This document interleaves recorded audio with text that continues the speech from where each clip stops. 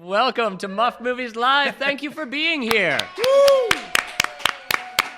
I am your magically delicious host, Mark Soloff. And joining me all the way from Iowa, folks, driving in all the way from Iowa today is my co-host, Dave Stecco. Woo! That's me. Mr. Mischief Managed himself. Amen to that. Welcome back, Mr. Potter. Quite delighted to be here. So if you've never heard or seen Muffed Movies before, shame on you, 'cause y'all know me. This is a podcast where we create movie parodies. We celebrate the cinema by parodying it using only our minds, of course. Don't forget your mind. Our memories is what I mean to say. Some silly voices and the tiniest of notes. Dave. Yes, sir. Do you have any questions? No, I'm ready to do this. All right, let's rock this out. Okay. Amadeus. Star Crawl. Muffed Movies presents Harry Potter and the Sorcerer's Stone. It is a time of wizard existence on the planet of England. Wizards, magic users, sorcerers, and witches all exist, as do fantastical beasts such as dragons, but they hide from the world of the non-magical people, teaching children how to become wizards and getting into wizard battles. Speaking of which, the dangerous wizard war between good and evil has just concluded. Sacrifices were made on both sides, but ultimately good triumphed. Speaking of sacrifices, Lily and James Potter, everybody's favorite adult wizards, were tragically killed by Lord Voldemort, the biggest wizard in America. Leaving their child, young Harry Potter, scarred and orphaned. Is this the end of Harry's adventures? Let's find out as Harry Potter and the Sorcerer's Stone begins. Smash cut to London, England. Well, probably the suburbs. A Privet Drive. It is nighttime, maybe midnight even, the witching hour, and we see an old, scraggly man wandering around in rags. What's this? No, it's not America. It's England, so it can only be a wizard. Yes, 'tis a wizard, my friends, the most famous and powerful wizard we've seen so far in the film, Albus Dumbledore, king of Hogwarts School for Witchcraft and Wizardry. Dumbledore points his BB gun at the lights in the street and magically shoots them out with BBs one at a time, chuckling to himself softly as he does. Suckers! When suddenly, out of the corner of his kind wizardly eyes, he spots a wee little tabby cat. It says plaintively, when suddenly it anamorphs into Maggie Smith, a.k.a. Professor Minerva McGonagall, another teacher at Hogwarts School of Witchcraft and Wizardry. Oh, Minerva, you frightened me. I wasn't expecting you here. I've been here for 6 hours. That's Minerva. Once again, you're parroting my voice, and your ability to imitate any animal is truly spectacular. My bad. Oh, did someone say me bad? Says the great Wario in the sky. The shaggy man himself, Hagrid, Rubius Smith, comes careening down from the skies on his magical thunder bike. The bike screeches to a comical halt, and Robbie Coltrane, decked out in a huge mane of scraggly hair and great big bushy beard, dismounts his filthy muggle-looking motorcycle. In his huge hands, he holds the swaddled infant baby Harry.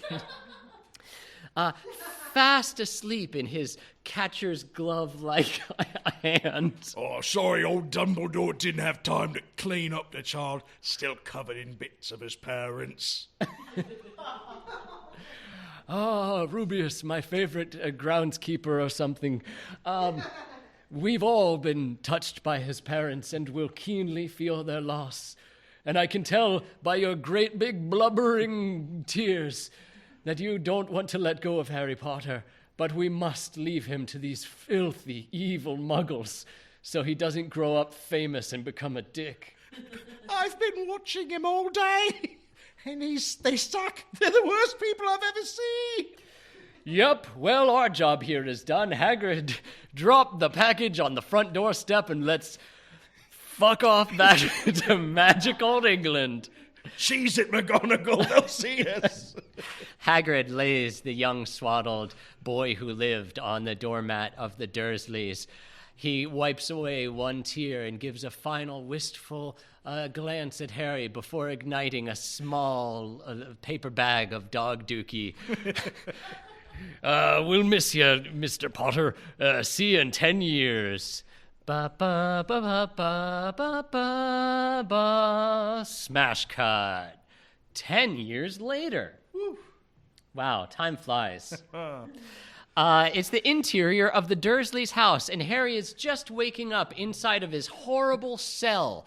The interior of the interior wall on the interior of their house. Yeah, so Harry lives under the stairs like some sort of village mutant. And Dudley Dursley, the meanest child in the movie, starts stomping on the stairs just like sawdust and dirt are raining down on Harry inside of his little pod. Wake up, Potter! Wake up! It's me flicking birthday, it is! Dudley spurts forth into the living room where his terrified aunt and uncle behold him. They reveal that they have given him, wrapped, 30 presents in the night. But Dudley has a problem with this. What's this? 30 presents? I got 31 last year. Yes, now, Duddies, we will go to the neighbors and buy something from them, or buy their dog. Do you like that dog? I hate their dog, but I want you to buy it anyway. That's what we'll do, Duddykins, because it's your birthday, and you're such a delightful, corpulent child, but all the British corpulent don't really measure an American standard. No, I'm an American slim. You know what we call a Midwest medium? Yeah. Harry finishes up cooking the entire family a 4-course breakfast, and they are whisked off to the London Zoo. Smash cut. We see the interior of Harry's favorite place in the whole zoo, the disgusting insect and reptile house. Harry looks in at a poor, desperate anaconda that's just wasting away. It doesn't even want to eat the little pinky mice that they keep dropping in for it. It's so clinically depressed. I know how you feel, little snake. I, Harry Potter, am also clinically depressed. I guess we're both sort of bred in captivity. It's bullshit. Whoa! Harry farts back on his tight buttocks and bounces straight back to his feet. You can hear me? What? Too right I can, Harry. Oh my gosh. Are you all right, Snake Man? Too right I can, Harry.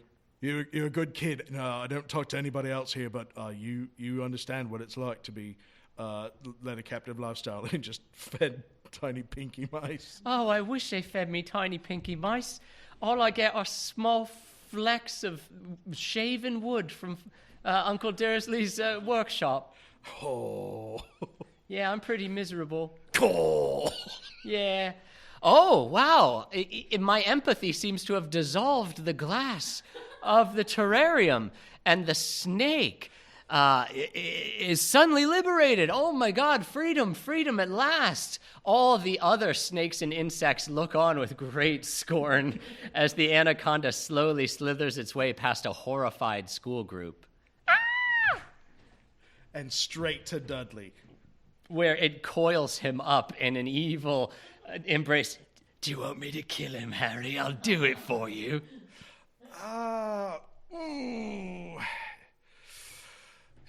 birthday soon, but not yet. Better not. All right, I'll just get out there into the streets of London, where I'm sure I'll be safe as a 12-foot-long anaconda and totally not put down. All right, bye-bye. Cheerio. Dudley squeaks and squirms, and Aunt Petunia screams for no reason at all. Smash cut. Back to the Dursleys' house. Harry is thrust bodily back into his freak hole, and Uncle Vernon gives him a good dressing down for talking to snakes. I'm sorry, Uncle Vernon, it's like it was magic. I had nothing to do with it. I'll have no talk of magic in this house, because there's no such thing as magic, but there is such a thing as neglect. Now get back in your hole, and I'm going to go grab the broom, and you will be punished later. Oh, not the broom. Suddenly, Harry spots a strange sight outside the window.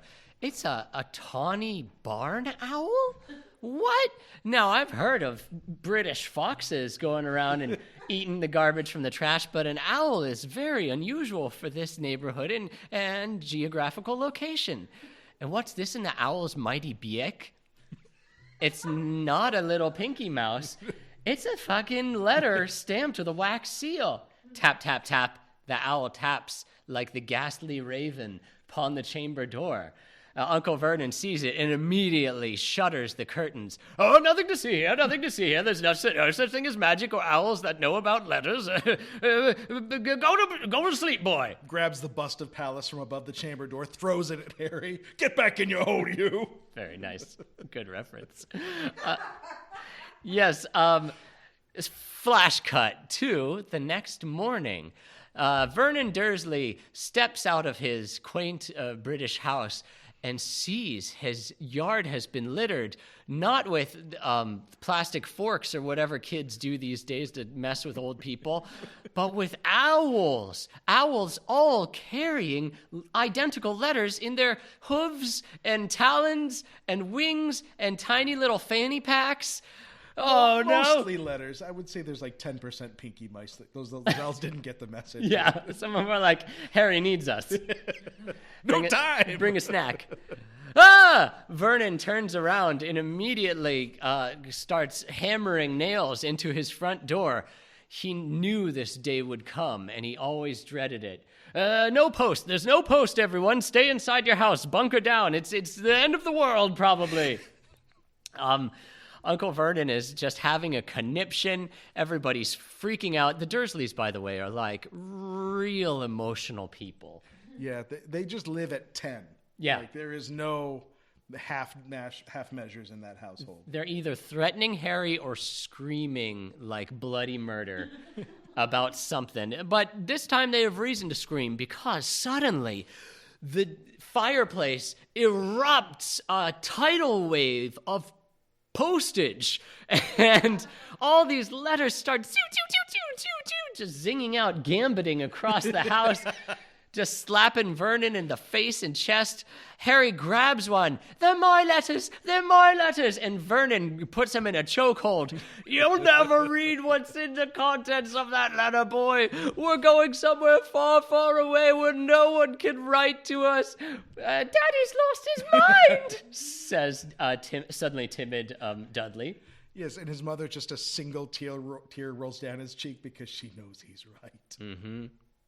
Smash cut! The middle of nowhere.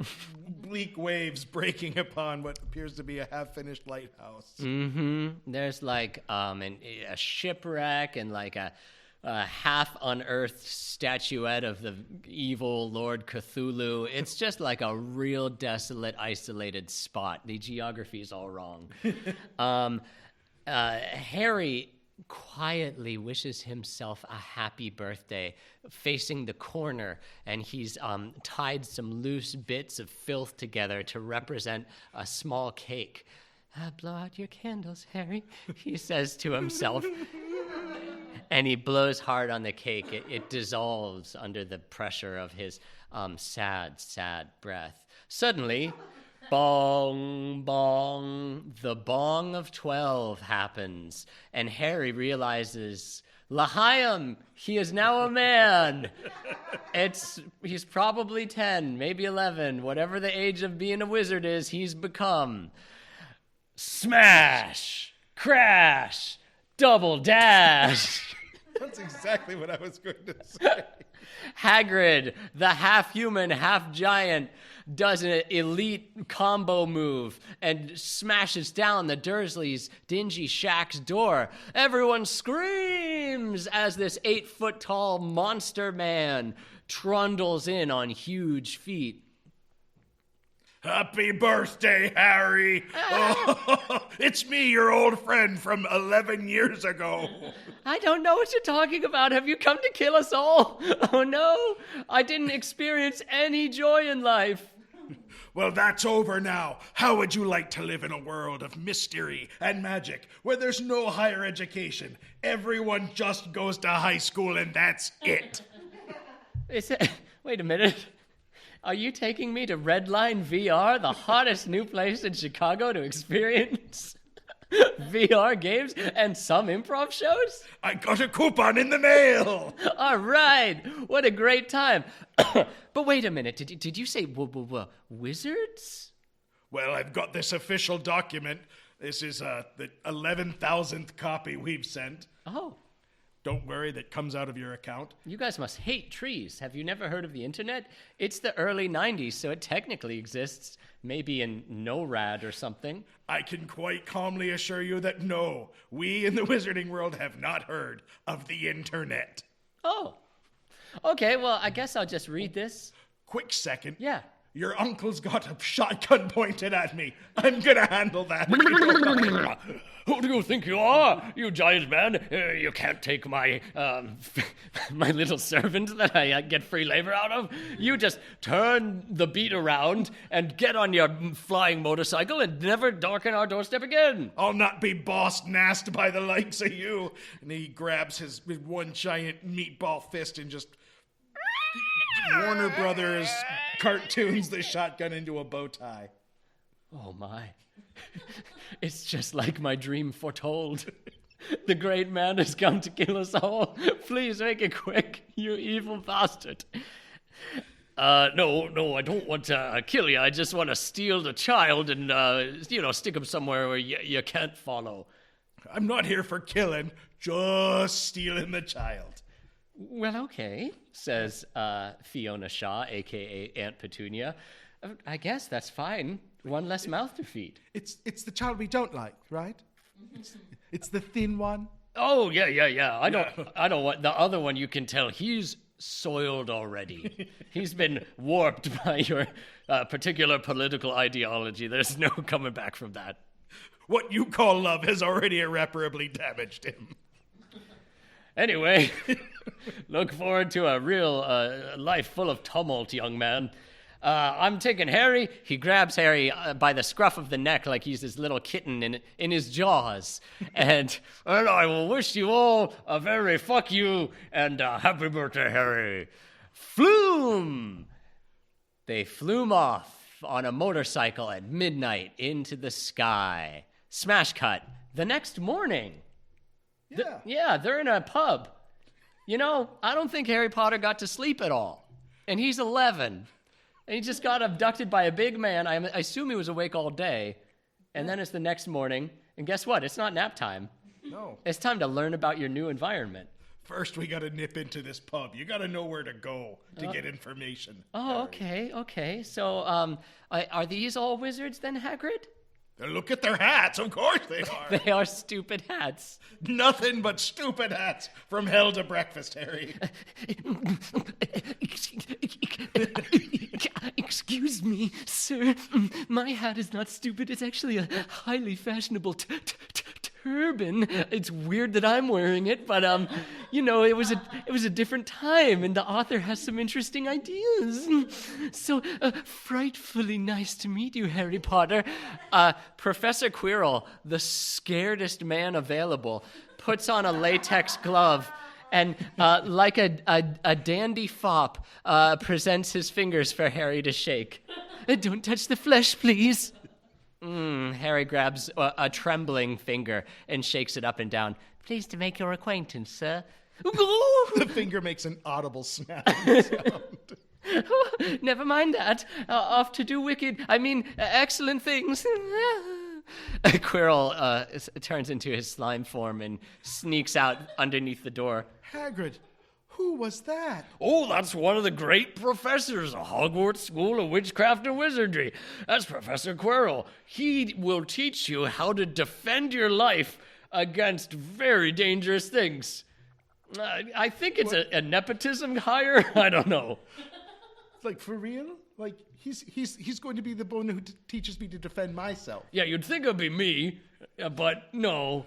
I'm not allowed to do some magic, I guess, because, you'll learn about this in later books, but I had a real weird thing happen with a spider, and we don't like to talk about it. Yeah, no, that tracks. You've endangered me plenty already. We've known each other 12 hours. Well, good, then you're ready for level 2. Hagrid creaks open the door to Diagon Alley. Ba-ba-ba-ba-ba-ba-ba-ba. And John Williams is there playing his magical bassoon.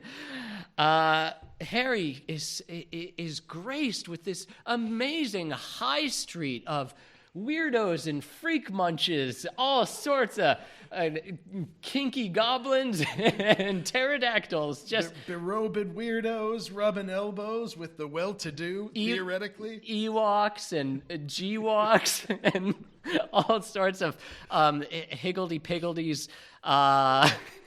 A family of Monchichi scurries through the street.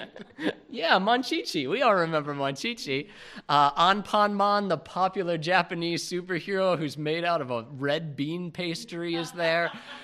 Oh, my God. They all just came from Otherworld Theater because they love sci-fi and fantasy, and we got to give a shout-out to Otherworld Theater. Thanks for hosting us. Why, Harry, this is me old pal Gudetame. Hello, I'm Gudetama. I'm a lazy egg, and hey, Harry, it's a pleasure to meet you, the boy who lifts. I'm too lazy to really go around, but you should check out Gringotts Bank. They've got so many golden coins, just like the gold of my egg yolk body. Anyway, hajime mashite, sayonara. Jane, bye-bye. Gudetama exits stage left, and Hagrid smacks himself comically on his huge 5-head. Oh, I almost forgot. You're rich now, for in-game currency, that is. It has no real-world value. Let's go to Gringotts Bank, where no one is an anti-Semitic stereotypical monster. Oh, you didn't think your parents dying was a total tragedy, did you? Yes, I kind of thought it was. Oh, no, you got quite rich, so it was, kind of for the best. Oh, good. Did they invest in crypto? No, they seemed very middle class. We were all surprised by how much money they had. Huh, fishy. Anyway, welcome to Gringotts Bank, says an evil, usury-committing goblin. A real Shylock warlock. just the worst interpretation. I suppose you'll be wanting some of my money. I mean, it's technically your money, but I think of it as mine. I make the money pay rent. Is there another Warwick Davis we could speak with? Yes, I'm another Warwick Davis. Excellent. Right this way. The small, rubber-handed goblin leads them with an unnecessary lantern down the vault corridor, and he asks Hagrid for the key. Oh, sure, I think I got it on me somewheres. Hagrid pulls out the most magical-looking Sword of Excalibur key ever. It glows, and an heavenly aura, Morty, surrounds it.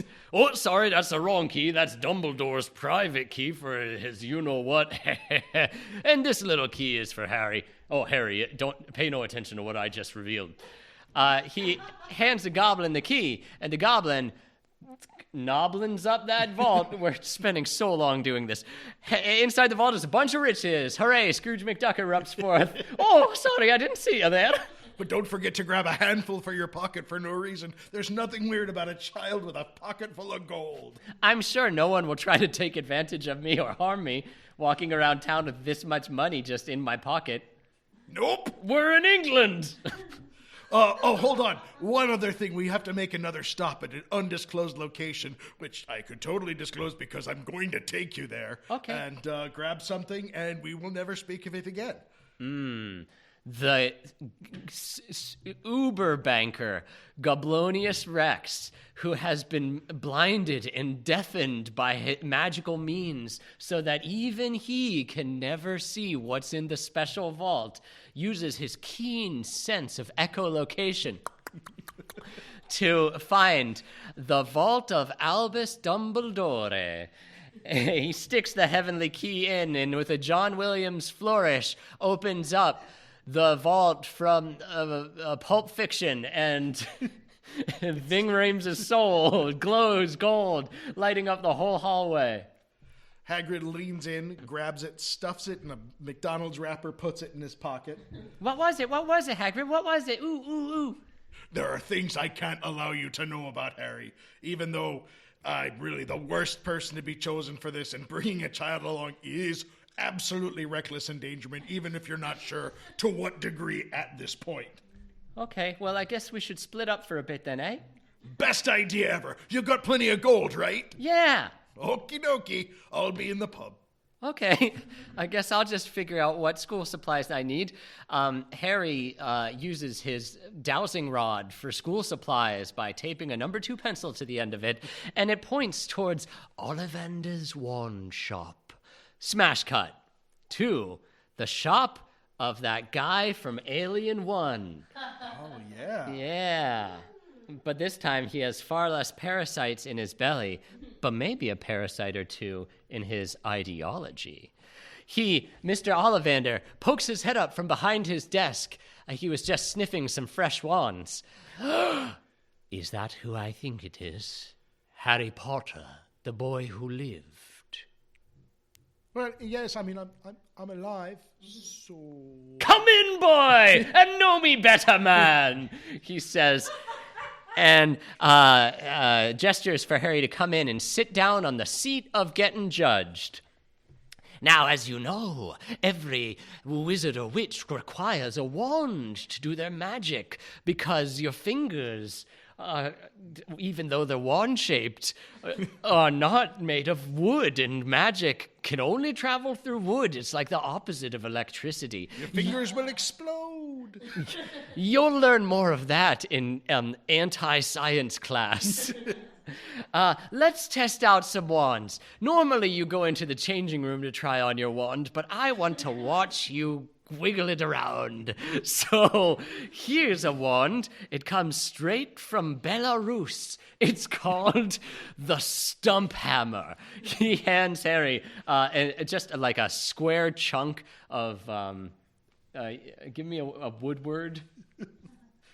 Of wood? Thank you. Maple? A square chunk of maple.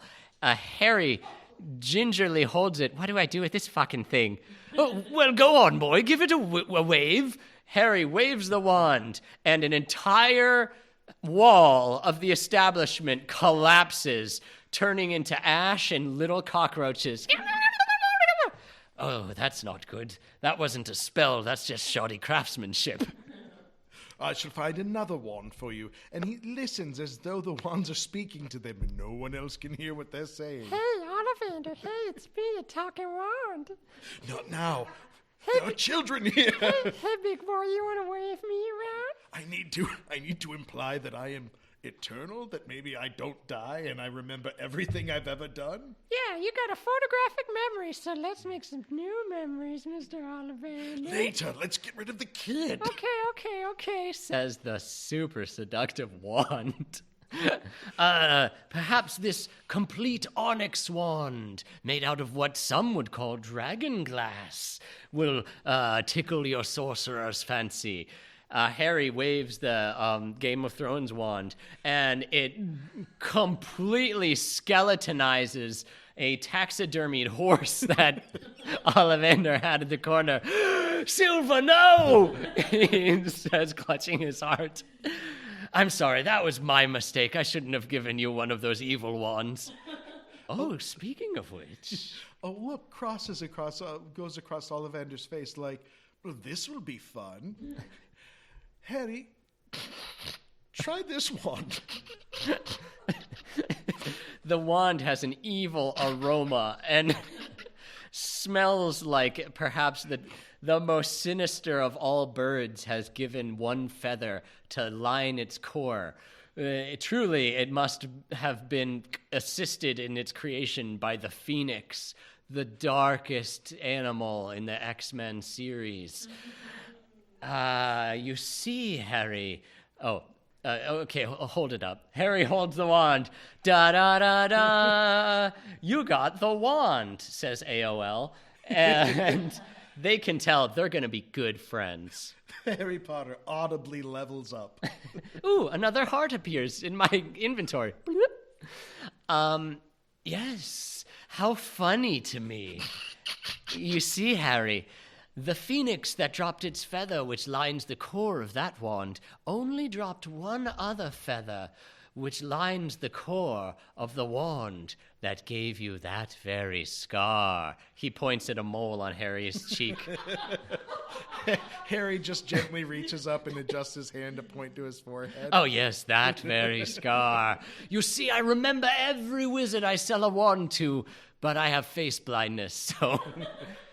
doesn't do me a lot of good when I'm meeting people for the second time. They think I'm a real asshole. Classic monkey's paw. But that's Ollivander. Wait, are you telling me the person who tried to kill me had the brother wand to this one? Yeah, it's pretty hilarious. I just wanted to see what would happen. I mean, I'm sure nothing special is about that. It's like me buying a Toyota Prius and then a very bad person buying another one off the same factory line. Or like if you got a dragonling and then there was two dragonlings and then a bad person got the other. I don't know what a Prius is. Oh, I'm sorry. It's Muggle talk. Anyway, thank you for the wand. I'm not paying. Smash cut. 2, Hagrid and Harry standing, trembling at the London train station. Oh, I tell you what, these giant mechanical animals never sat right by me, Harry. I mean, is it the god of the mountain that I'm looking at or what? I'm going to leave you here and get back on my comfortable WarioWare bike, and you navigate through here. Get on the platform 9 3/4 and... mount the train to the Hogwarts Express, which will take you through Scotland, probably, and then you'll go to Magic Castle. Do not sleep, Harry. You must be up for 48 hours, or they will not let you on the magic boats, because you got to be in kind of a flexible mind state, or the rays don't work. Anyway, see ya. Do you have any information on exactly how I find the platform? Are you going to help me at all? For a big man, he can well move, and Hagrid has disappeared. Harry is left with just Muggle authority figures. He walks up to a man in a smart British train costume, spinning a sign. Cricket Wireless, come on in and get your discount. Excuse me, sir. Have you seen platform 9 3/4? Sod off, eh? I ain't got time for the likes of you. So Harry has to leave. Then his eye catches on another magical creature. What is this, a redhead? Wow, I haven't found someone to make fun of in a very long time. But being British and not redheaded, it's my stately duty to talk shit about these guys. Hey, Ginger! Oh, Harry Potter is frozen in his tracks. It's not just one Ginger. Oh. It's a whole family of them. Uh-oh. I better mind my manners. They could take me apart in under 2 seconds. Like piranhas, these Gingers are. Yeah, sorry. It's a weird thing in England where they're discriminatory against redheads. It's like they don't have enough diversity, so they get you by hair color.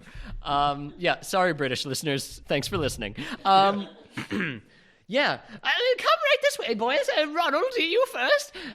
It is Mrs. Weasley, the nicest, most maternal figure we've ever seen. Ever. Sorry, Mom. And she is ushering in her gaggle of redheaded children through the wall. It's like a CGI effect, and they're just pushing all their suitcases and steamer trunks and penny farthing bikes and top hats through this wall. Best go through the wall at a bit of a run if you're feeling scared, because nothing helps alleviate fear more than running straight headfirst at a brick wall.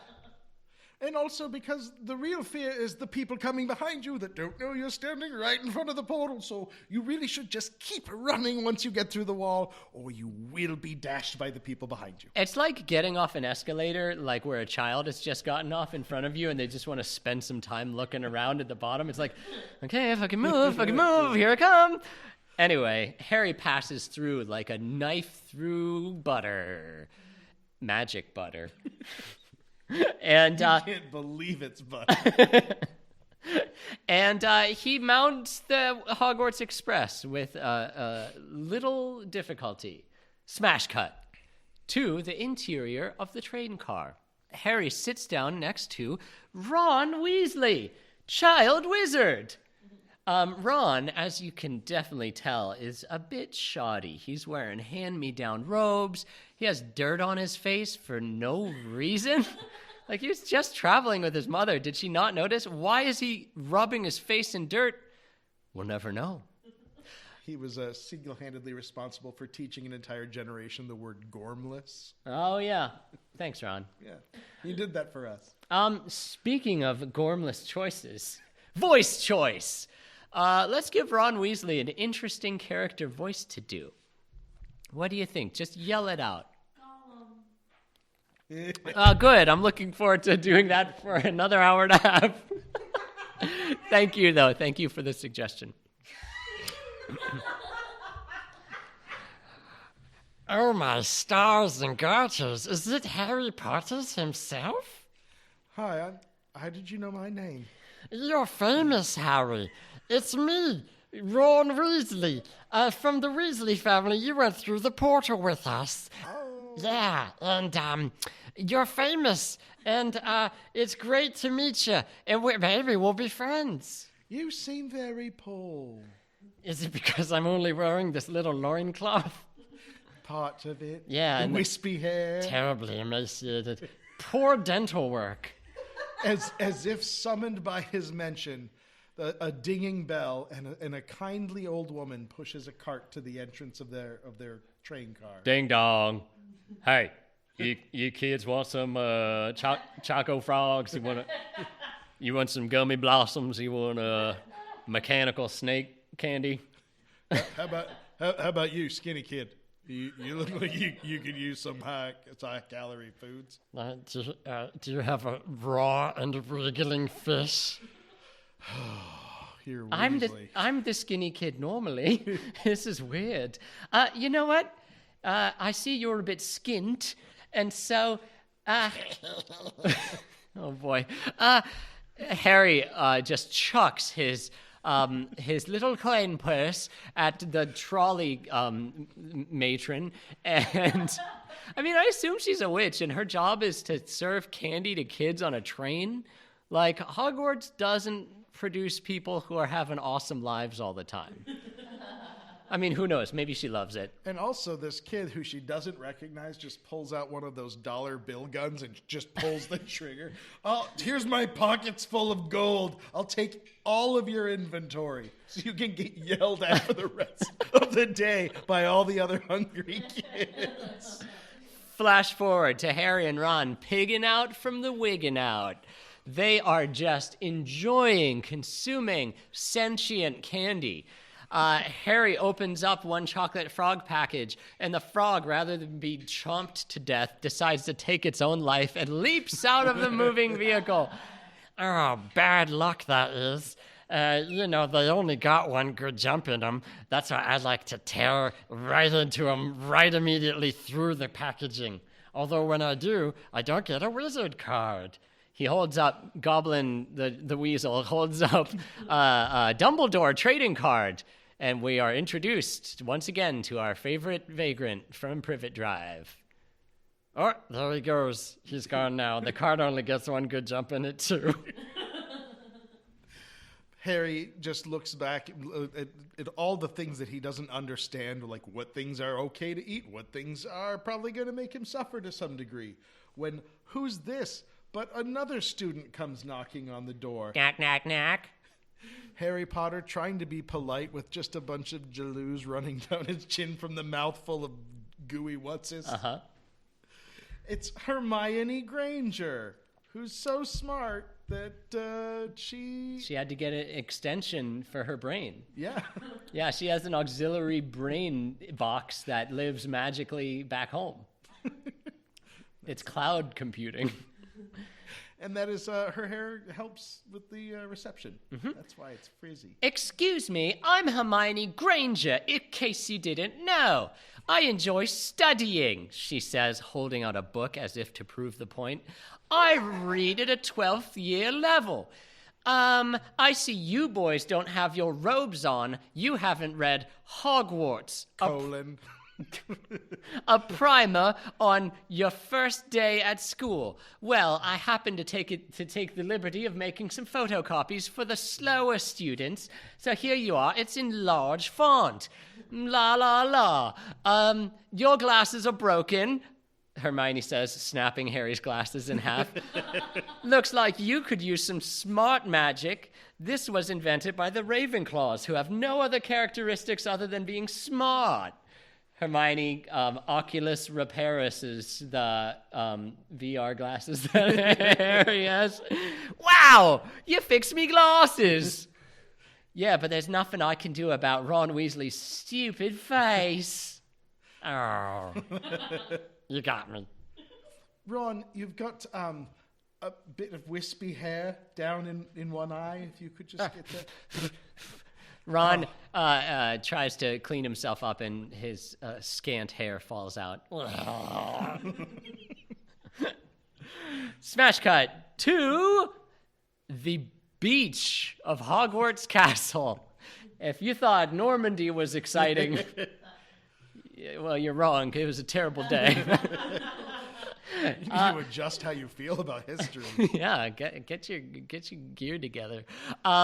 There are gondolas piloted by nothing but thin air, or so it seems. It's actually the souls of the damned. And the little tiny first-year British students are being whisked across this dreamy lake, across to Hogwarts Castle in all its Disney splendor. John Williams' music makes us feel special and alive. And the great professor of transfiguration herself, Minerva McGonagall, Anna Magics herself, from a fire hydrant into a woman again. Oh, gotcha.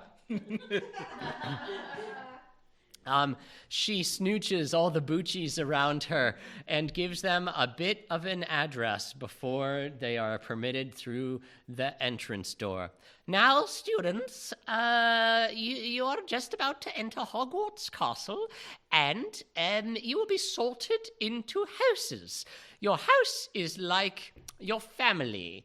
You all wear the same color, and you all root for the same sports team, and you hate everyone else who's different than you. Are these gangs, Professor McGonagall? Oh, excellent. Very good point, Neville Longbottom. These are like your gangs, and you must fly their colors at all times. Are we expected to visit violence on those who oppose us? No, that is the way of the dark arts. You just have to be shitty to other students who are not like you. It's the British way. And, also, the authority figures will be judging you at all times because we quantify your existence by giving you points. Every time you obey the rules and comply, you get points. And every time you do something of your own free will, you shall be penalized. The house that wins the most points at the end of the year wins the Hogwarts Cup for maybe a week before they go home for the summer, and then it starts all over again. But that cup, will there be any themed bunting if we win? There'll be bunting galore, my friend. Magic bunting. I shall comply with all the rules. Oh, excellent. I like you, Longbottom, but not that much. Suddenly, out of I'll get handsome one day. You'll rue the day you cross Neville Longbottom. if I see you get hunky, I will eat my goddamn crooked hat.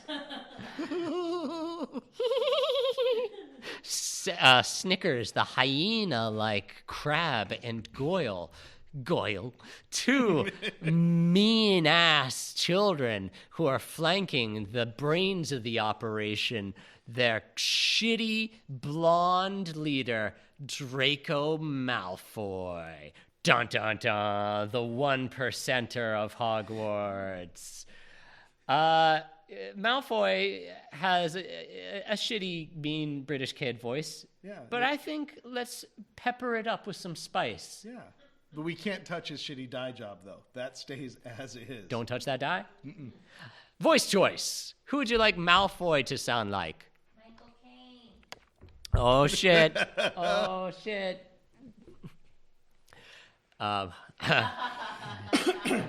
Tangerine. It looked the size of a tangerine.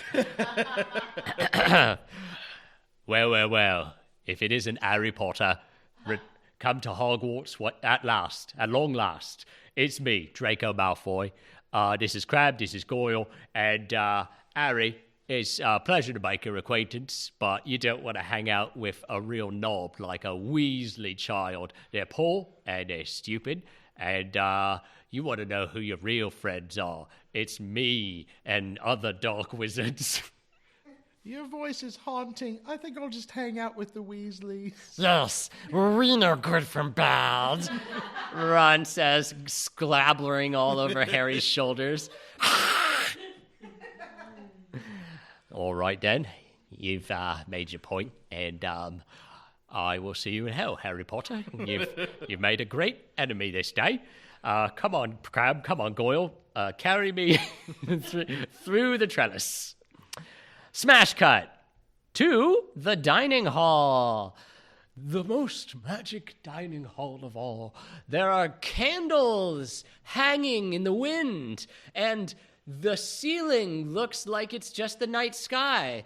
Hermione Know-It-All Granger whispers to her trio of buddies, it's not actually the sky. It's actually a spell that makes it look like the sky.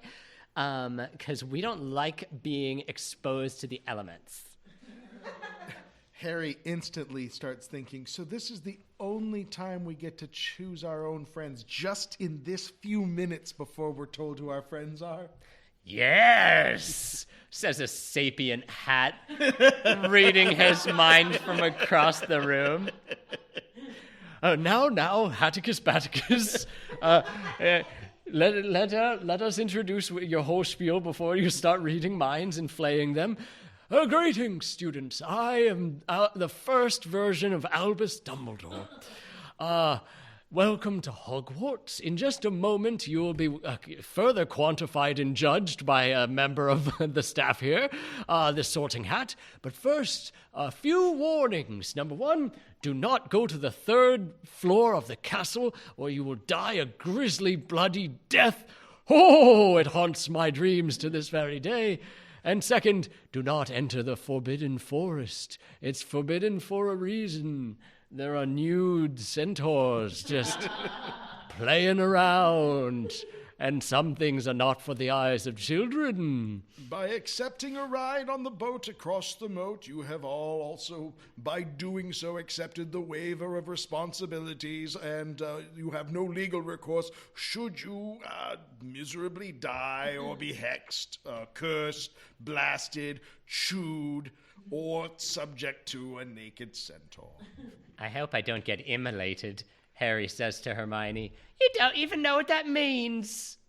You daft, Harry! You daft! Get off it and tell it! Okay. Well, with that out of the way, it's time to hat some heads. Introducing the starting lineup of Hogwarts first years, Neville Longbottom.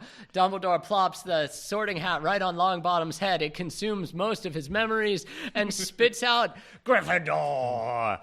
Next, they move on to Sally Bones. A Hufflepuff. What's next? The unctuous, oily Draco Malfoy. The hat doesn't even touch his head. It like curls back in disgust. It's gonna be a long night, kids, because I hate the feel of Slytherin brains, and there's enough of you to fill out a first-year cohort. Anyway, you're Slytherin just because I don't like ya. And then Harry Potter is up at hat. Ooh, the sorting hat says, relishing the moment as it slowly and luxuriously settles over his head. Its small tinterhooks latch on to the side of Harry's bangs and slowly start to worm their way into his temples. Lots of pain here. Lots of suffering, repression, yes. Anything but Slytherin, anything but Slytherin. Anything but Slytherin. Fear is the mind killer. I could make you a Slytherin, you know. I know, please don't. Slytherins seem to be total dicks. It just seems like you're very nervous, so I'm just going to give voice to all of you in a most fierce while everyone stares at you. This is absolutely unfair. I am a child. I've been through a whole lot. I'm very anxious. I've been up for 48 hours. Just put me in, like, I don't know, neutral house. This entire exchange is silent inside Harry's head, while everyone else just awkwardly wonders why it's taking so long. Yeah, just watching him, like, his eyes rolling back in his head, just twitching and drooling as he communes with the hat. Minerva, has this ever happened before? I've never seen such a fun display of brain sorcery. Well, Harry, there's plenty of courage, I suppose. I could put you in Gryffindor if you want to be a hero. I just want to be Harry. I'm just Harry. Maybe, is there a safe house where the adults are nice to you and you get an education and can grow up good? I have other plans for Hufflepuff. Gryffindor! Hey, must be the money. All the good guys cheer, and Harry is given his Gryffindor tattoo. And by tattoo, I mean cattle brand. Grade A student, it says. The prefect leads them to the Gryffindor common room, and they all go to sleep in a big pile. Sorry, the beds will arrive tomorrow. Smash cut. We're already an hour in, so we're going to go ahead and skip transfigurations. Sorry, cat friends. Go straight to potions class. Oh, baby. Potions class. Harry sits ready, willing and able to take notes on everything the professor says. And oh my gosh, that professor has a thing or two to say. Alan Rickman, in all of his Trent Reznor, the perfect drug music video glory, just the crows in with his black cape and his eyeliner and his Neil Gaiman Sandman 1980s awesomeness.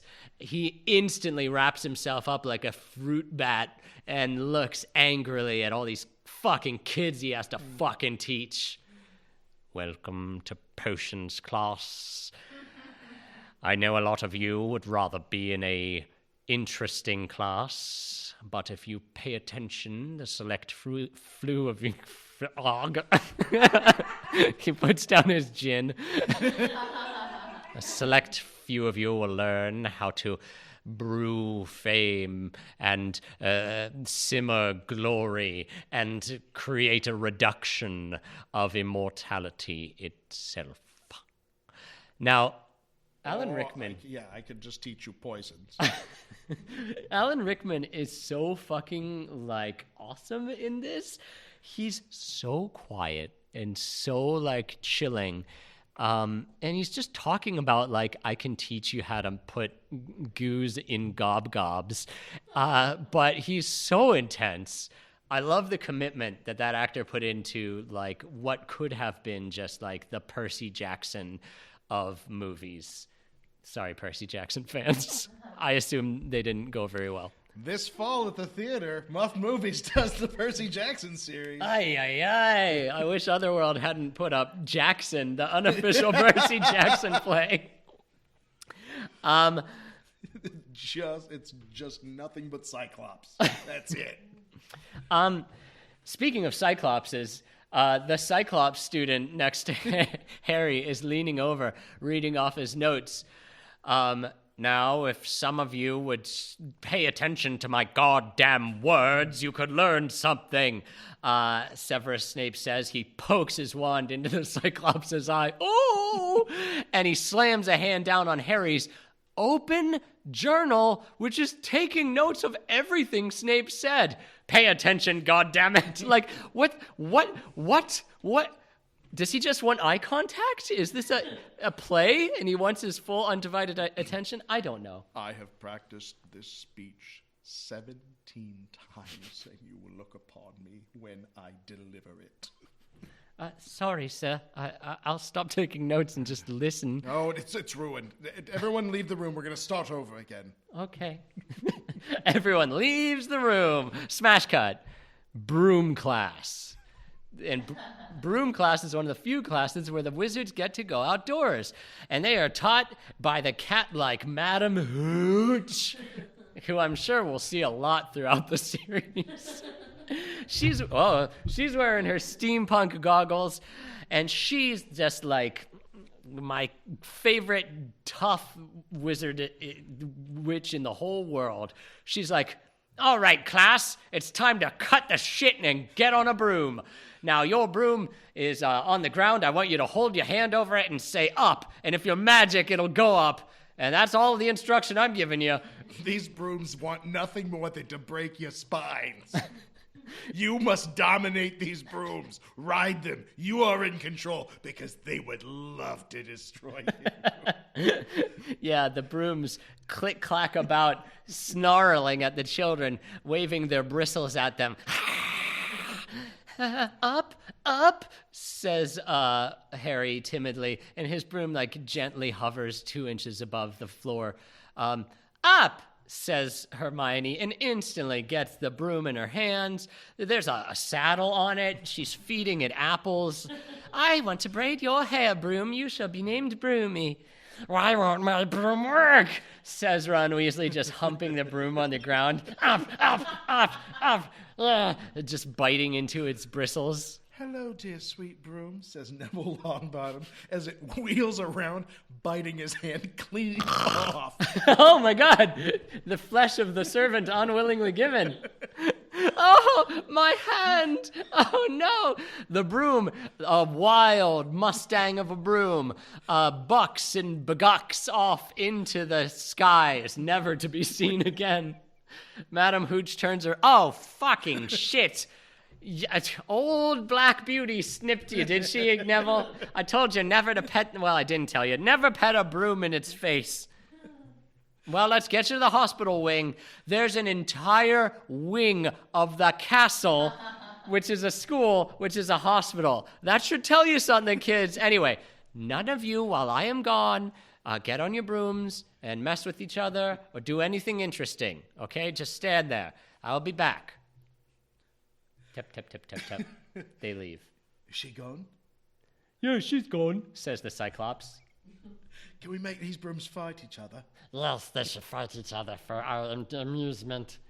I think that these brooms are majestic creatures we should use to be flying, says Hermione. Oh, a majestic creature, you think? What a goody-good. You're so dumb, and so is every Gryffindor. In fact, I noticed Neville Longbottom left behind this Pokeball toy, and me, being a real piece of shit Slytherin, I'm Draco Malfoy, by the way, I'm gonna take it and throw it on the bloody roof. Now, here we go, Broomy!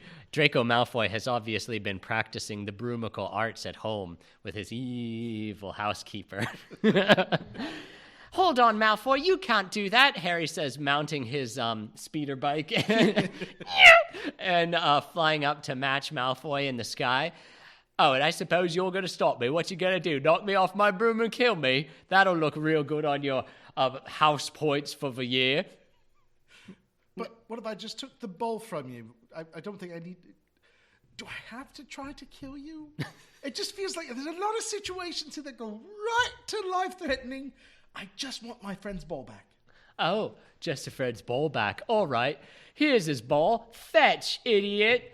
Draco Malfoy throws the ball into an active volcano. Oh, fuck. Harry Potter takes a deep sigh and says, well, I guess this is what we have to do because fuck Slytherin now. Yeah, Harry's been through worse living with the Dursleys. So he flies up, does a double cartwheel on his broom, and plunges deep into the red-hot magma.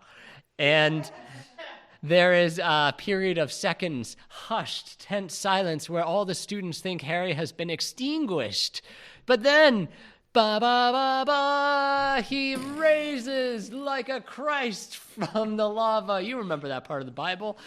Holding the scorching Pokeball aloft. It shatters in his hand, and Charmander is born unto the earth. Char! It says, oh, what a blessed occasion.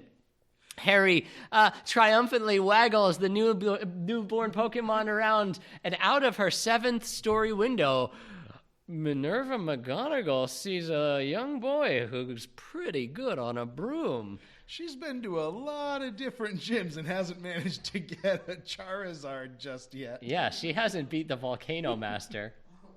She's impressed with what she sees. Maybe he'll want to trade with me. All right. We'll see him down on the ground. Smash cut to the hallway outside of broom class. Minerva McGonagall stops Harry and grabs him by his wizard sleeve. She says, I have someone I'd like you to meet. She kicks down the door of Defense Against the Dark Arts, which is impotently being taught by old stuttering Quirrell, who's showing off an iguana. Yeah. The darkest of reptiles, a vegetarian lizard that just wants to sit on a hot rock. You have the precious moments before you can lower the temperature below 55 degrees, and then they'll fall off his stick, and you're safe. Professor, may I borrow Oliver Wood for a moment? I don't care if you say yes or no. I'm alphaing you and taking the boy.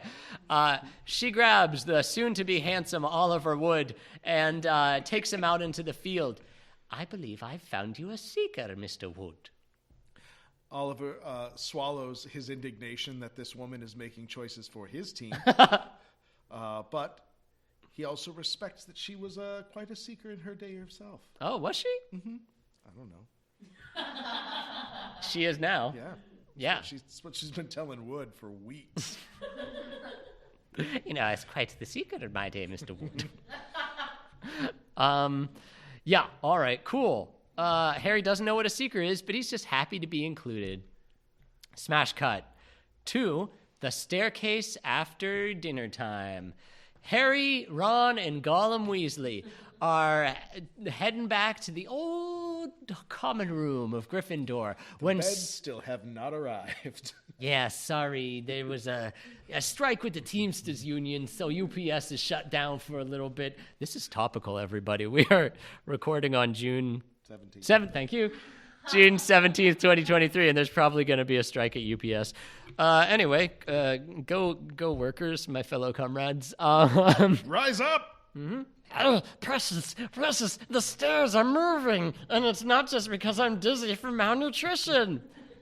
True to form, the Hogwarts stairs are real pieces of shit, and these kids get redirected from one part of the temple level to another floor where the key isn't even to be found. How are they going to solve this one? I've been playing a lot of Zelda. Anyway, it has deposited them on the forbidden 3rd floor. The murdering floor. Uh-oh. They hear Jason Voorhees tearing around, just like offing teenagers.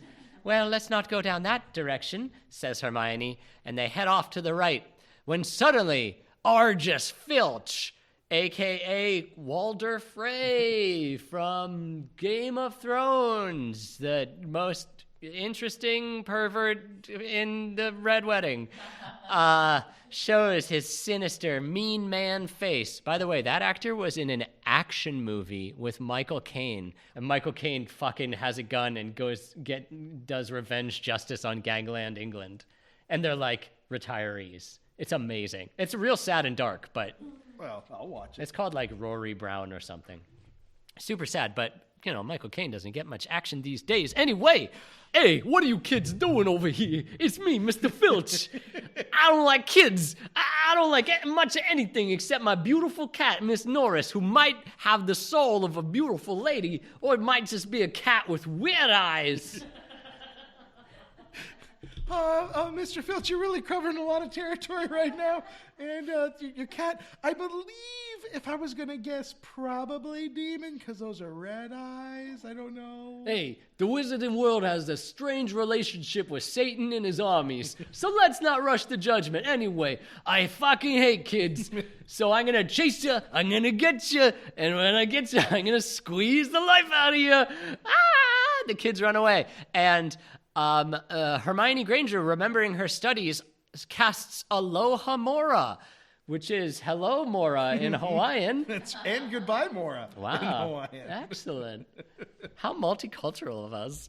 And it unlocks the forbidden door. They get in there, comically resting their backs against the locked door, as suddenly they see an evil monster. It's a dog with 3 heads. A Cerberus, if you nasty. Ooh.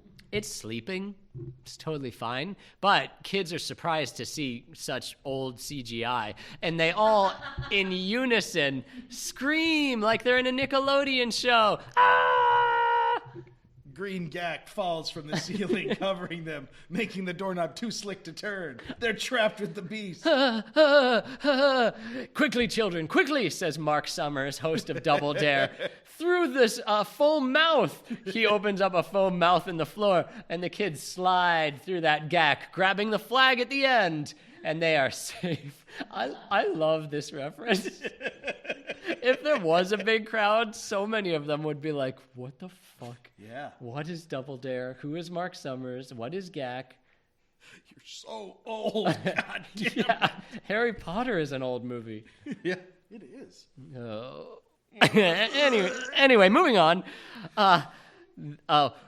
What the fuck was that, Precious? That was the most terrifying thing I've ever seen. Why would they put a dog in a room?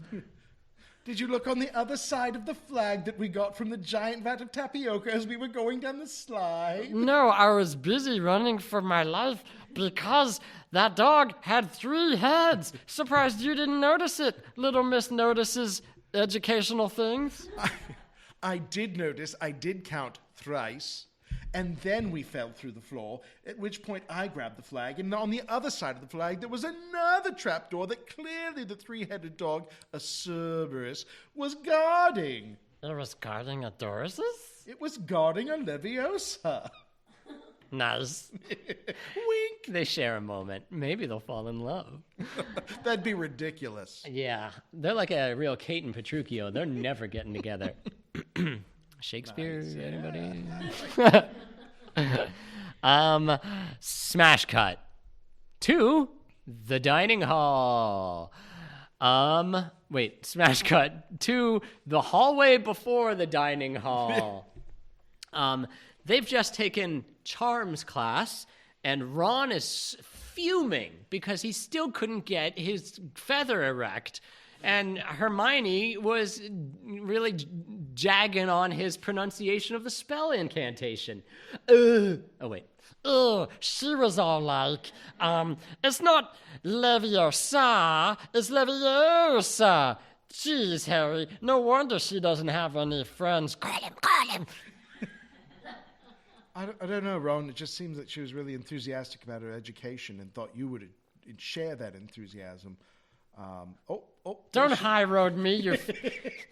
No. I forgive you. I understand what thanks. it's like to be in your position. right. From where I see it, I see what's happening here. All right. Well, fuck you. And fuck Hermione Granger. She thinks she's so great. She's not. She sucks. Says Gollum to the entire courtyard. Turning right behind him, he sees Hermione with a happy birthday Ron card she made herself. Tears fill her smart eyes. She drops the card and scrambles back to the only place where a young person feels safe, the toilet. The public bathroom. Yeah, weird. Let me go feel sad in the bathroom, not with like, well, if she doesn't have any friends, then maybe she doesn't want to go to her colleagues to cry. Yeah. She could... Isn't there a Hufflepuff who's willing to give her a pastry or something? Probably. But And a hug. the Sorting Hat put an end to all that. Yeah. Anyway, yeah. Toilet cut. Okay, what's going on in the toilet? Ron and Gollum. Wait, no. Harry and Gollum Ron are looking for their friend because they saw her run in there. All right, Harry, I tell you what, we'll pop into the women's lavatory just for a moment, but it's a feast going on outside, and I know Dumbledore's there, and he's going to say something crazy, and it's going to be fun. So I'm going to, like, 1 foot in the lavatory and 1 foot out, and just listen, and I'm going to, they hear the scared, tremulous voice of Professor Quirrell. You guys, I was just in the dungeon, and there's some sort of a troll in the dungeon. Troll. Quirrell, composing himself, says, "Thought you might like to know," and then passes out right on his front face. In a pool of his own urine. That's wizard urine. Tastes like butter. That's in that dining hall. There's kids trying to eat dinner next to that guy. Well, they're eating weird wizard food, like spotted dick Yeah.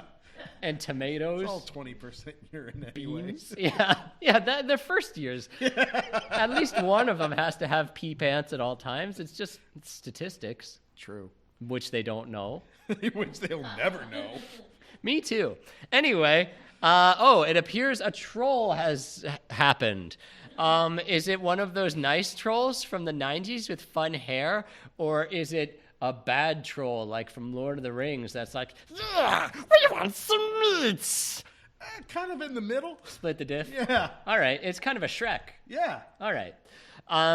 Silence, says Dumbledore, calming everybody who's flipping out.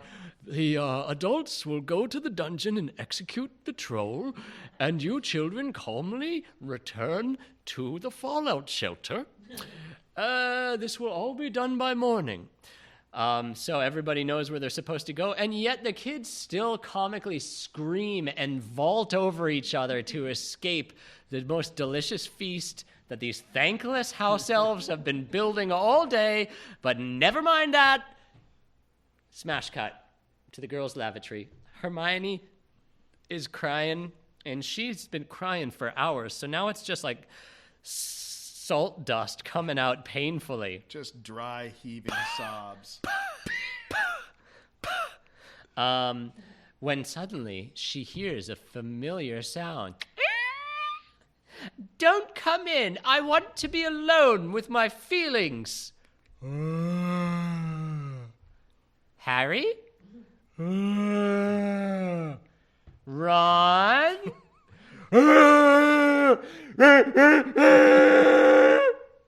Uh-oh. It's the Sand People. It's a Tusken Raider from Star Wars. This is not a Tusken Raider restroom. We are not gender neutral yet here. He is immediately crushed into the ground under the foot of a giant 20-foot troll who was right behind him the whole time. He was trying to warn Hermione that there was a troll coming. What's this? A Tusken Raider trying to get in the girls' restroom?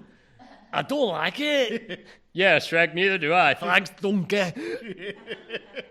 Anyway, so I guess we shouldn't be in the girls' room. I want to look around. I've never been in the land of the ladies. Have you ever smashed a lady's lavatory? No, Donkey. I'm a donkey, Shrek. I don't do things like that. I'm polite. Let's just give this one sink the old smashy washy. The troll hoists its Stump? Yeah, tree club? Shillelagh? Yeah. Okay. Like a maximum shillelagh. Maximum shillelagh, and deals 10 stun damage to the sink, which crumples and crumbles in magical form. Hermione screams, "Uh-oh, we've got company. Got to kill the witness," says... Shrek, you gotta kill the witness. You can't have a witness. You gotta kill the witness. Just then, Harry and Rollum roll in. "Hey, stop right there, you two. Stupefy," says Harry, and renders the donkey senseless. It falls to its back and it curls up its legs like a dead bug. You know what to do, Shrek. "Oh, nobody stupefies me mate and lives to tell the tale," says Shrek. He brandishes his old stumping trunk high above his head, and Gollum Weasley practices the only magic he seems to remember. "Ohayo gozaimasu," he says. "Oh, I didn't know you'd speak another language." "That wasn't a spell?" "No, although a remarkable amount of your spells sound like Italian." "Yeah, isn't that weird?" "Yeah, it's weird. Anyway, I've got this club. You know, you stupefy my friend, so I guess I crush y'all. A crushing? not if I have anything to say about it. Harry has scaled the wall with his sticky hands and jumps on the troll's head. He jams his wand straight into the troll's nostril, piercing his brain. The troll is severely and permanently injured.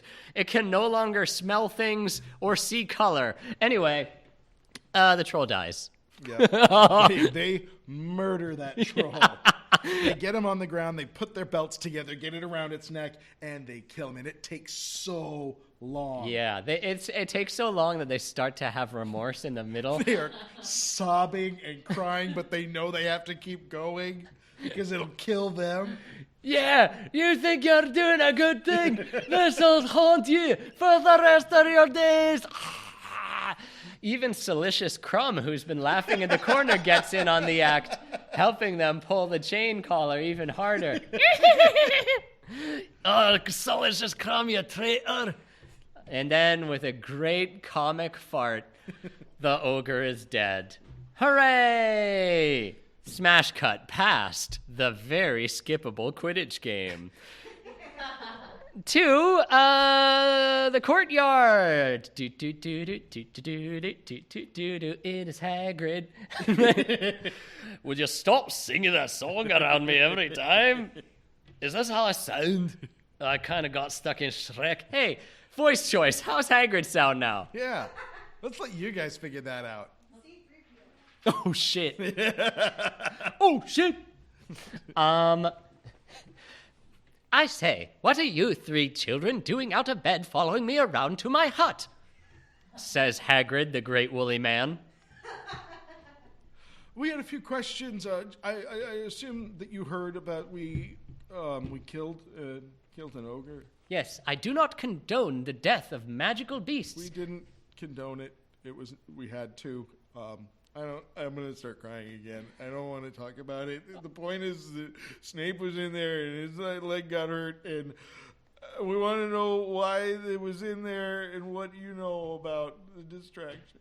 All right. Stop your blubbering, you bucket of boats. He was begging us. He said he had kids. Okay. A lot of creatures have kids. Doesn't mean they get to live all the time.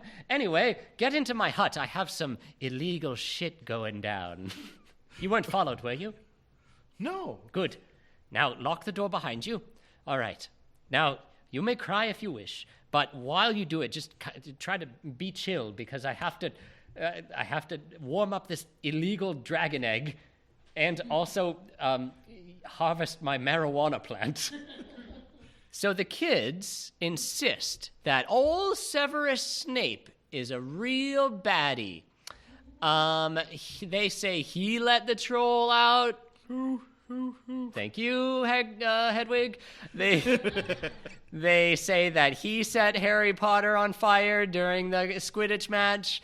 And they're like, it can be no other way. It must be Snape. He's such a D-bag. Now, children, you should know Professor Snape is a professor, and he's protecting the thing that I got out of the Gringotts Bank for Dumbledore. He is on our side. And furthermore, you shouldn't have been wandering around the 3rd floor and interacting with Fluffy the Cerberus, because only 2 people know how to disarm Fluffy, and that's me and Dumbledore. And furthermore, the thing that Fluffy is guarding is only the private business of Dumbledore and Nicholas Flamel. Oh my, I've spilled the beans. I should not have said that. Hagrid, like the worst interrogee ever. No waterboarding necessary. No. He will spill it. I'll die before I'll tell you any of the things I'm about to tell you. Yeah, so the kids gain some more side quests in their little inventory menu. And suddenly... life finds a way. The dragon egg splashes open, and a CGI little creature covered in mucus slurps out of its egg. Oh my, I've hatched an illegal dragon, and I'm going to name him Norbert.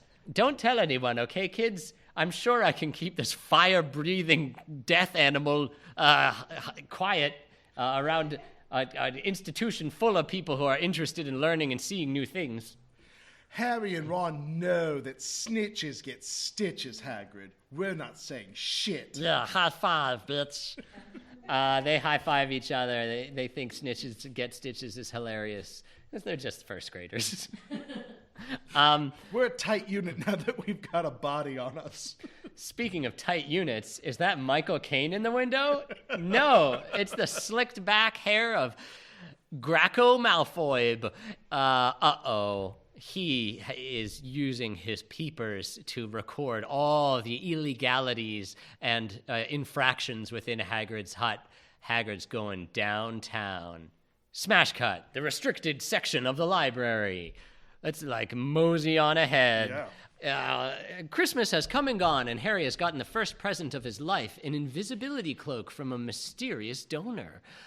He is wearing his cloak of invisibility and wandering around in a place that he shouldn't be, the evil books section. We see all sorts of banned books. And there's Catcher one... in the Rye. I'm so dumb, I don't even know the books that have been banned. Mouse. Thank you. Okay. Critical Race Theory 101. Yeah, he opens a book, and inside is a CGI Blue Man Group guy who's screaming. It's fucked up that such a book exists. He doesn't make any noise, but he's playing a drum with paint on it, and it's getting everywhere. You think he's eating a marshmallow, but actually it's a cream cheese. Sorry, little peek behind the Blue Man curtain for y'all. It's not marshmallow, it's wads of cream cheese. That's how they fit so many in their mouths. Yeah. PVC pipe drumming aside, Argus Filchio has once again heard noises in the forbidden places of the castle. What's this? Some children out of bed? Time for old Filchy to get zilchy. He says. He takes his small pocket knife out and begins to pursue.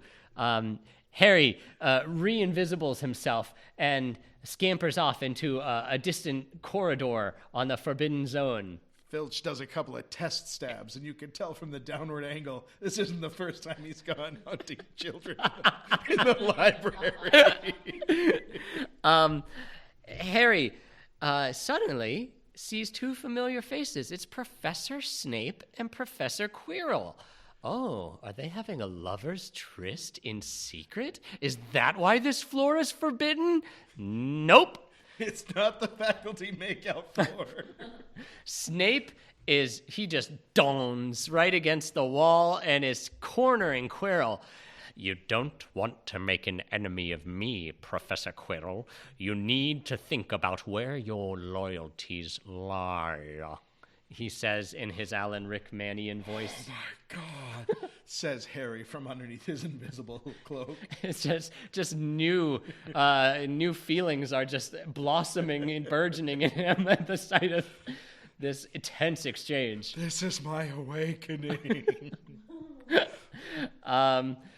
No, it's not, says Peeves, the ghost left out of the movies. You're too young to have sexual feelings, and this is a non-consensual situation, so just focus on your wizard trading cards. Can't put the toothpaste back in the tube. Oh, Pete. Jesus, God. What a pet peeve of mine. Peeves winks at the camera and is absorbed. My soul. Yeah, Quirrell shudders and stumbles and staggers. He seems to comply with Snape, but also a little cheekily, like holding his crossed fingers behind his back, like he's lying that he's going to be cool from now on. And Harry's like, oh, these guys can deal with this. Harry continues la-la-laing down the forbidden tube, and he discovers the disco room. Oh, shit! Funky disco balls! Eins, zwei, Polizei. Harry's getting real ravey when he notices a very special mirror. It's not partying at all. In fact, it's just kind of casually looking elegant. Harry walks up to it. He's like, oh, I've never seen such a cool mirror. I'll look inside. Ginger. A ginger stands in front of him, smiling in a maternal way. Oh, my gourd? Gorsh! It's me, Ma, and Pa. And they're alive, and they're standing in the mirror, and they're smiling at me as though I did something good. I'm unused to this gaze. No one's ever looked at me this way in my whole fucking life. Should I be afraid? Wait, could this be where they are? Do I just need to break open this mirror to free my parents? Yeah! Harry grabs his wizard hammer, tilts it back real far, and it's suddenly stopped midair by the bony but firm hand of Albus Jumblejaw. It does not do to hammer the mirror of Erised, young Potter. You don't tell me what to do, old man. I'm gonna get those parents. No. Harry drops the hammer and smacks straight into the mirror, but he can't seem to pierce the veil. It's not like platform 9 3/4. It's firm, silvered glass. Harry, that mirror does not provide you with truth, justice, or the American way. It only shows the viewer what their heart's deepest desire is. Men have gone mad staring into that mirror over the years, much like World of Warcraft. It only shows you a glimpse of the life that could be, but shall never be if you spend your life looking into it. It does not do to dwell on dreams. The most, poetic and fucking sad line in this movie. Sorry, kid, don't focus on your dreams. Just live in the here and now, which is good advice, but sad advice. You can't just live with your head in the clouds. Now, can you get down to your unicorn riding class now? Yeah. Before magic lunch shows up? Sorry. I need you to be grounded here.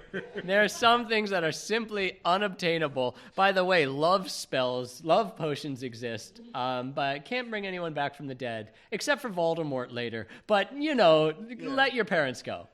I need you to be a regular kid, except for you're a celebrity and everyone in the world knows you. You might be unkillable, because the wizard Hitler couldn't kill you. Anyway, let's put the mirror to bed for now, and tomorrow I'll ship it off somewhere where you'll never fucking see it again. Now get to bed! Dumbledore erupts into a cloud of bats, and Harry, terrified, returns to the Gryffindor common room. Do. They go back to the library. No one cares. Hagrid does stuff. Ron puts his butt in a custard. Wait, you can't skip that. Smash cut 2. Ron puts his butt in a custard. It feels cold on my cheeks. When suddenly, Professor McGonagall spots Ron disobeying the school code. Mr. Weasley, you get detention for your infraction against that custard. Custard bummery. Many house elves worked very hard for several hours to produce that. And that was meant to sit on a table and not be eaten and just be scooped into the waste bin. And where's your stupid friend Harry Potter? And Draco Malfoy? She apparates them into existence. For being friends with this disgusting little creature, you are all given detention. And detention tonight will be served in the dark forest where you were strictly warned you would die if you entered. But don't worry, a big, blubbering, emotional giant man will lead you there and his admittedly cowardly dog. Oh, I almost forgot. Snitches do indeed get stitches, and she apparates Draco there as well. Kapoofy. But I didn't shut it. All right, we are running low on time, so my beautiful audience, we are going to have to start broom speeding through Harry Potter. Yay. Goggles on, everybody. Okay, because there's a slightly better show that's coming in soon. Dark Forest cut. Hagrid throws the kids forward. Get into that forest and find me a dead unicorn. And the blood's worth something, isn't it? Draco and Harry stumble off to the side, and they find a dead unicorn with a hideous leech monster kind of floating above it, drinking its blood. Could this be the ghost of Voldemort? We didn't mention him earlier, but that's the guy that killed Harry's parents. The ghost thing just flutters off, fucks right off the minute it sees them. It's not ready. But then they are met with an even more terrifying visage. Centaur doms. The naked centaurs. They weren't just a legend or to put there to scare the kids. They're real. Hello, boys. It's me, Exposition Centaur. That was Voldemort. He's not dead yet, and he's surviving by bleeding unicorns. Their blood is delicious, but it does make you feel bad for the rest of your life. Anyway, have you heard of the Sorcerer's Stone? Yeah, Dumbledore's got it inside Hogwarts, but it's hidden.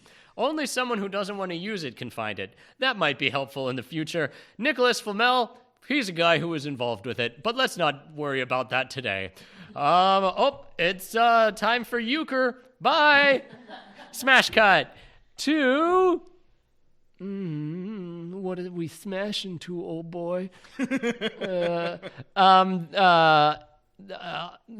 forbidden third floor, yet again. Our trio of friends heads up the kooky staircase, and they see a poster slapped on the side that says, just a warning to anyone trying to get into danger today. Dumbledore is in London, off on business, so don't do anything dangerous, because you can't get Deus Ex Machina out of trouble this time.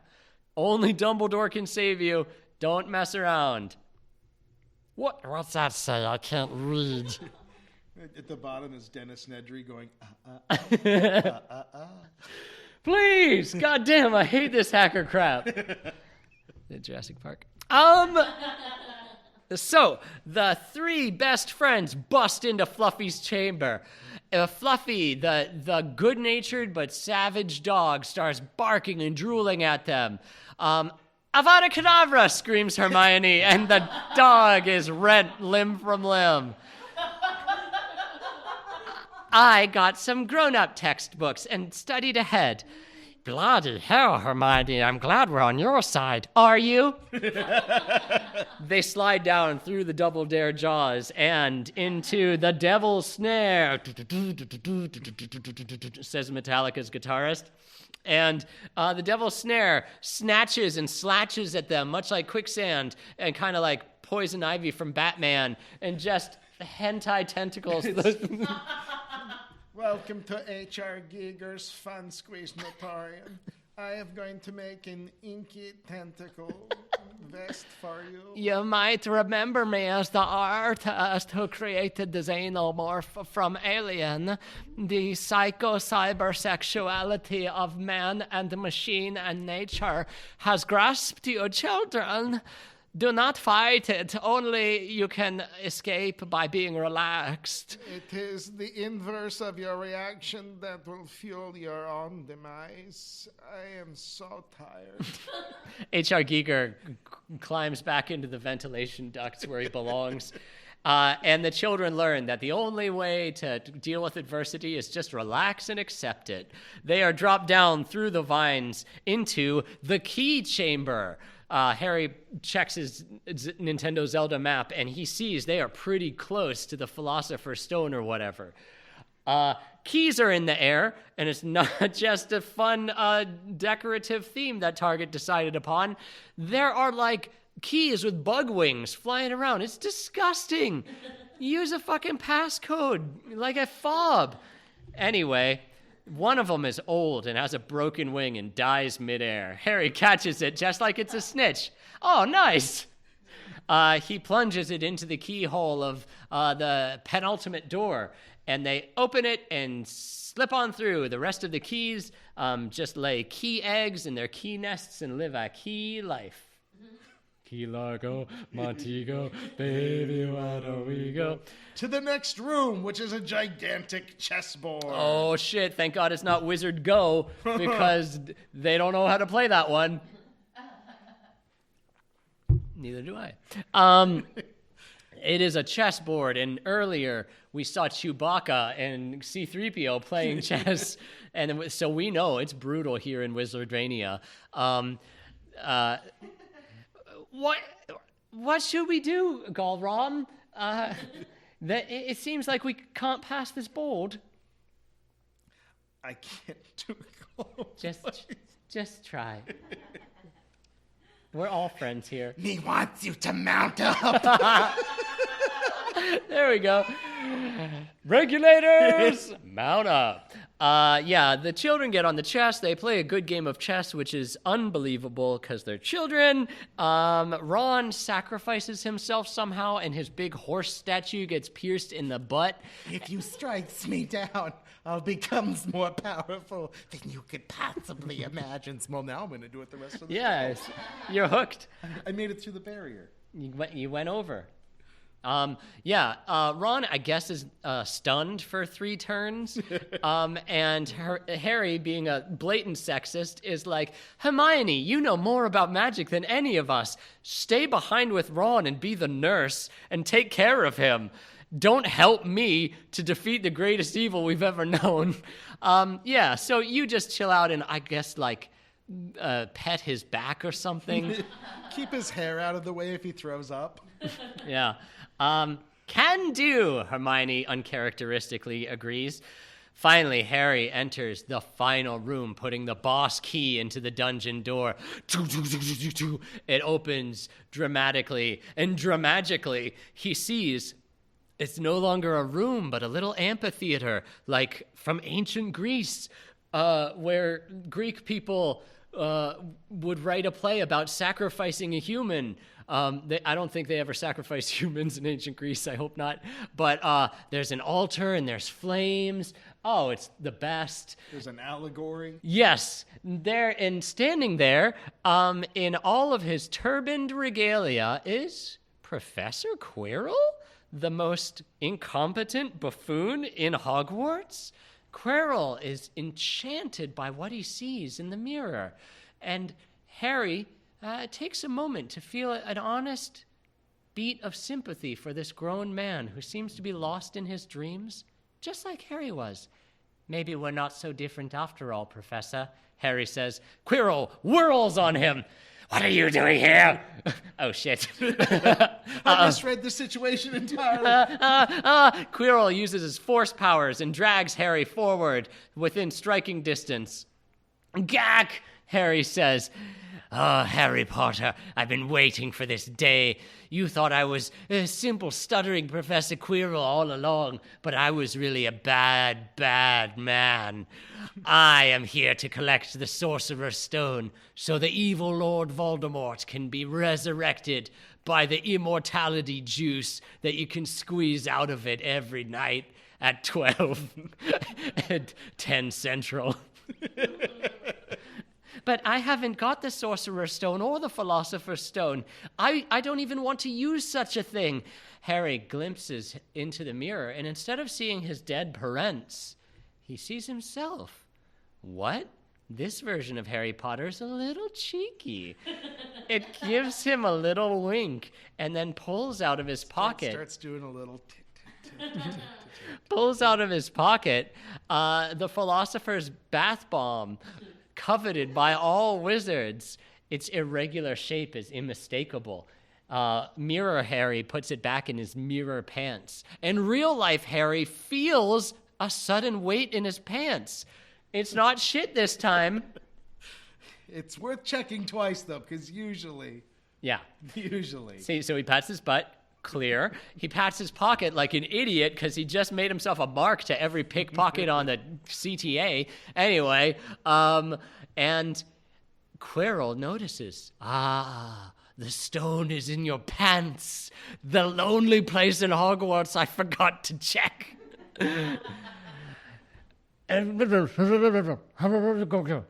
Oh, sorry. There's someone on the other line who wants to talk with you. Quirrell starts invisible manning, unwrapping his turban. I knew you weren't religious, Harry says. And Quirrell turns around, and on the other side of his bald head, behind the turban, was the Dark Lord himself, Elliot Voldemort. Creepily CGI. Yeah. Rafe Fiennes Voldemort face. Yeah. Looks at Harry. Harry Potter, the boy who lived. I see you have a little bauble in your pocket. Wait, my arm's facing the wrong It's way. backwards. Don't point It's all it. elbows. Shit. Don't do it into the mirror, you idiot. I didn't plan. Oh, shit. Anyway, if you give me that stone, you can join me, and we can rule the galaxy as father and son. Wouldn't you like that, Harry? Harry thinks about it. I would like to have a father figure, but since coming to Hogwarts, I've got like 3 to 5 already. So no deal. So a lot of competition to kind of be that mentor for me, because I'm pretty special. I don't know if a you've big heard. deal. Yeah. I've got a bright future. Anyway, no, I'll just be fucking right off to the Gryffindor dorm, and I'm telling Dumbledore on you when he gets... Suddenly, Harry is grabbed bodily by the throat. That's some old magic. Quirrell's just like Homer Bart Simpsoning him season 1 and strangling the fuck out of the boy. Gack, gack, gack, Harry says. He grabs Quirrell's mean British hands, desperately trying to wrestle him off, when suddenly he feels the hotness. Oh my, the hotness of the Lord hath taken my palms, he says, and Quirrell's hand begins smoking, cracking, and diminishing into ash. Quirrell screams, must be the Behold my money. affliction given unto thee. Oh, the holy affliction is in me. Must be something in his blood. What has happened? Kill the boy, you idiot. It's not too late. Grab your wand. Stop touching him. Quirrell bends down to grab his wand, and Harry, catching wise, takes both of his fucking magic palms and just claps him over Quirrell's ears, deafening him. Pretty cruel. And also obliterating Quirrell's head, which pops and smashes into an explosion of ash confetti. Oh, it hurts so badly, Quirrell says, and his body just turns into a suit full of dukes. Hog dukes. Hog dude. Honey dukes. Oh, man. Wow, I must be a magical weapon, says Harry, marveling at his Thanos hands. Can I ever touch anyone else again? Is this just how I live? Am I an X-Man? Am I going to have to rogue it from now on? While deep in thought, a billowing cloud of evil flourishes up from the hog slop robe. Lacking any other option or any ability to do magic, Voldemort does the one thing that he already knows is pretty fatal and just rushes him. Yeah. Body blow.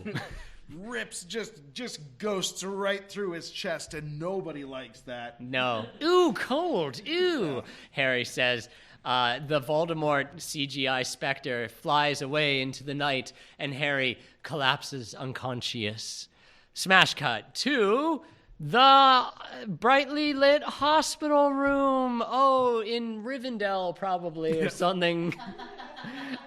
All of his old friends are there from the Fellowship. Gandalf! Yeah, old Dumbledore is standing on Harry's bed looking over him. It's about fucking time, he says.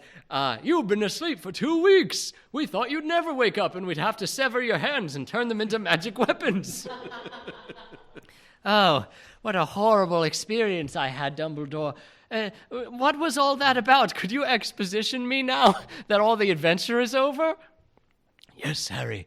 You see, Quirrell was infected with a bad case of the Volds, and the evil Voldemort was using him sort of as a Katamari ball to roll up life force, and he wanted to kill you, but you were able to disintegrate him with the greatest magic of all, Mother's love, which apparently is living in your skin. You're just dripping with it. Oh. I guess no one else's mother ever loved them, because this is the first we've seen of this.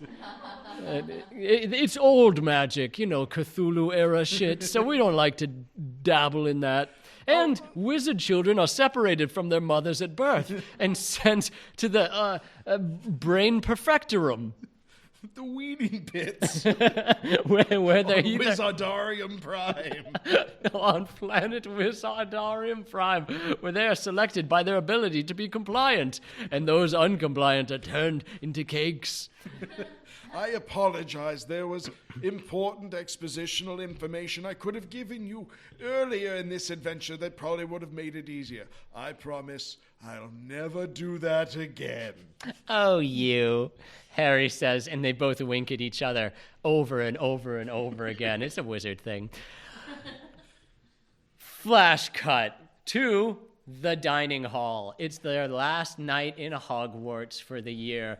So, welcome, wizards! As you know, we've been tabulating the scores about your value to us, and Snakies wins! And it's not just because of the generous grant they provided From the Malfoy Foundation. but thank you very much for the new arts and entertainment complex which we will be constructing over the lake this summer. Lucius Land. However, this just in, due to saving all of you from resurrecting Wizard Hitler. Oh, wait. Let me change all of the banners so that all these kids think they won. Ah! Oh, yeah, snakes, good. Pat each other on the back. Good loud cheer out of you. Yes. Gryffindor gets 10,000 freebie points for being my favorite, just like Candy Muse in RuPaul's Drag Race. Yeah, you don't get it, but your kids will love that joke. Anyway, Gryffindor wins as per usual. Havana Gila. What, you thought the wizards were Christians? Fuck you. They all dance and sing throughout the night until the final day at the train station. Oh, the friends sadly say goodbye to each other as they hop on board the Mugen train. And Harry loads the last of his wizardly belongings. He has belongings now. He has a pair of blue jeans. Can you believe it? American. Amazing. And Rubius Hagrid bids them all a fond farewell, waving his huge flapping arm in the sky, saying, "Bye-bye, choo-choo train." Wait. "Bye-bye, choo-choo train. I will miss you. I hope to see you again, and perhaps next year things will go very, very smoothly. Come on, R2. Meanwhile, there's a smash cut to Dudley Dursley just slowly wrapping his fists. I can't wait for that Harry Potter to come home. He's gonna get it this time. Ba-da-ba. This has been Muffed Movies Live. Oh my gosh, we did it! Thank you all so much for coming out. It has been awesome. I love doing this live. Thank you to Otherworld Theater for hosting us. Thank you for playing. Thank you for listening, and please tell your friends about this show. Come back. We're doing it at least five more times on Saturdays at 3 p.m. in June and July of 2023. It's going to be awesome. And if you haven't yet, go see Puffs at Otherworld Theater. How about a final round of applause for Dave Stecco? And a round of applause for Mark Solo. Oh, hey there, Husky Dogs. Thank you so much for coming out. Enjoy the rest of your time on this earth. Keep on muffin and don't stop huffle puffin'. Good night. Woo!